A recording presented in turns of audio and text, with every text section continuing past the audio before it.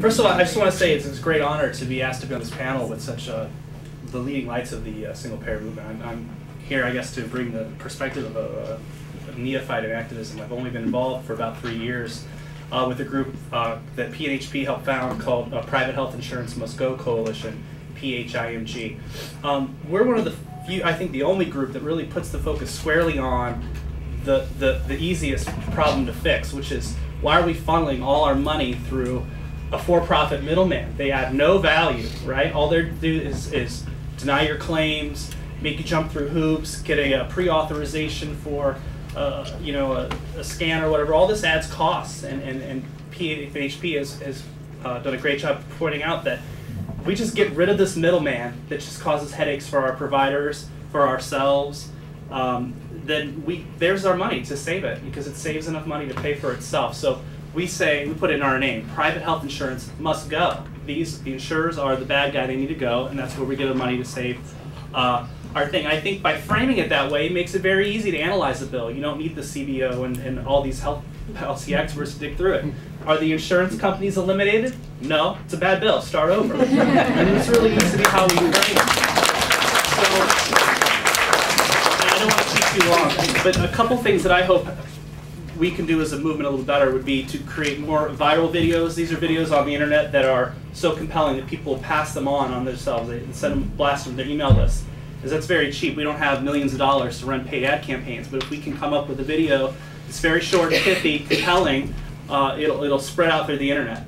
I hope that there's a follow-up to Sicko that points out what a joke 2009 was from the reform perspective. The Bacchus 8 thing really was amazing, and I had the opportunity to go to DC, and I kind of chickened out, and I thought, well, what's going to be effect of that? It was really powerful to the movement. You can see it on the internet, people posting videos and all the great progressive media that covered that.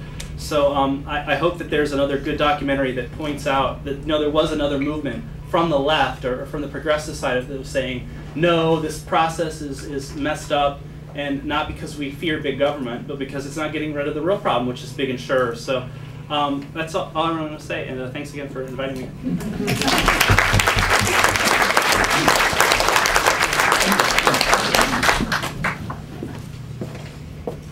We will now take questions. Please, if you can, tell us to who the question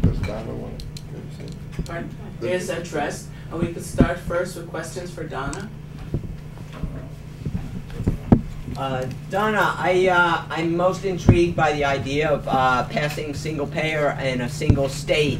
And I've often wondered what's the practical opportunity here for us to unite as the single payer movement across the nation to support and fight for single payer in one single state where we might actually win it, because I believe nothing succeeds like success. And if people across the country see single payer succeeding in a single state, and preferably a state that doesn't have a governor that's going to veto it, that I think that might be the swiftest way for us to attend to this, this horrific situation we're in right now. Thank you. It's a wonderful question, and I think we all know part of what we're seeing as objectionable to this bill, to the national bill in Congress right now, is the states know that the burden that that's put upon them still now is going to grow and continue to grow, in part because of the liability they've got for their retired employees. This is not a fix to their budget woes in many ways, except if you're Ben Nelson in Nebraska. This makes it a very difficult situation for the states. So I think in some ways we ought to thank the National Congress. If you want to see a single state become single payer, they maybe gave us a little bit of a push in that regard. Now, I think in California, one of the reasons California is challenging, I think as many of you may already know, we've passed single payer twice in California, but it's been vetoed twice by Arnold Schwarzenegger. Schwarzenegger will go very soon. We're very glad about that. He will be gone. A governor will be elected who will probably sign the single payer bill, and that's awesome. That'll be another layer that will be done, but that's not the only hurdle in California. You all heard about all the ballot initiatives that go on in California. Well, in order to fund a single-payer bill, you'd have to go through that whole process all over again, a ballot initiative. Now, we're pretty confident that over time that could be won, but it would also be expensive and difficult. But California being as populous as it is, it would be quite an astounding achievement to have single-payer happen there. So that the potential there is very high because they've run this race before. State Senator Mark Leno is very strong, and he's the bill's co-sponsor now after Sheila Kuehl was termed out, so she couldn't carry the weight anymore on that.